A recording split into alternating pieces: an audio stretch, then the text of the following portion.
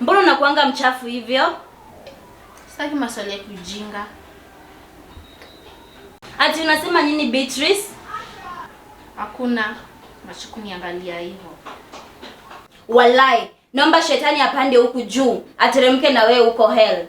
Ati mimi nawe nafaa kwenda hell. Wewe kwanza wewe ni dada ya shetani na unaongea. Acha nikwambie, unajua unapenda tu kunibeba. Wewe ni mtoto mdogo, sijui utaniambia nini. Hebu unafanya unajionanga kwanza. Wewe uko sawa. Unajionanga kwanza sawa. Wewe mtoto mdogo lakini unajijana tu kubwa kumuliko. Wewe ni mchafu, wewe mchafu. Nitakwambia utafanya nini? Utafanya? Wewe kwenda. Hebu fanya uoshezo vyombo. Angalia ni bado inakaa.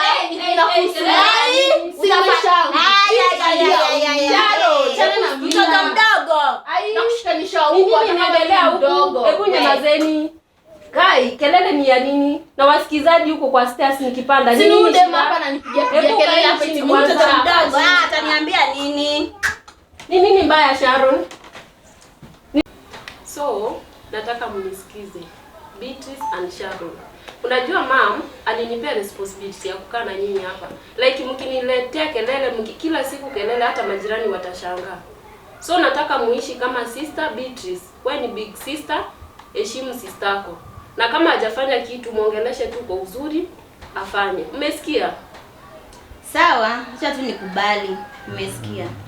Nataka mkae kama like wewe ndio sister mkubwa. Ongoza sister yako polepole na wewe Beatrice usikize Sharon kitu anakuambia, sawa? Na next time sitaki kujirudia, sawa? Sawa. Nimesoki huku, anisaidie kufua. Haya, sawa?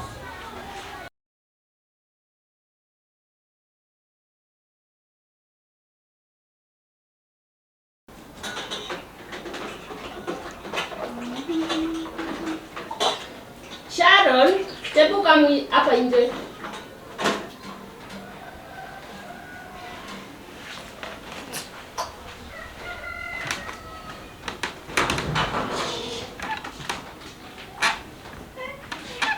Sometimes ukipata hata vyombo ni chafu, as in osha tu, acha tu mambo mingi, muelewe tu.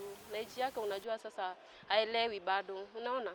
Sawa, na understand, nitamuelewa but sasa ananipatia dakika hata unafaa uende muongeleshe. Nitamuongelesha na unajua anakuanga kichwa ngumu. Sometimes try to understand her, sawa? Okay. Ukipata vyombo ni chafu, nieli tu uoshe, mama akikuja umwambie, sawa? Ni sawa, nimekusikiza. Sawa, enda umalize hizo vyombo na usiende kubishana na yeye kwa nyumba. Umenisikia? Sawa, nimekusikia. Enda uoshe hizo vyombo, acha nione mama kwa shop na kama. Sawa. Nitawaletea kitu. Bye.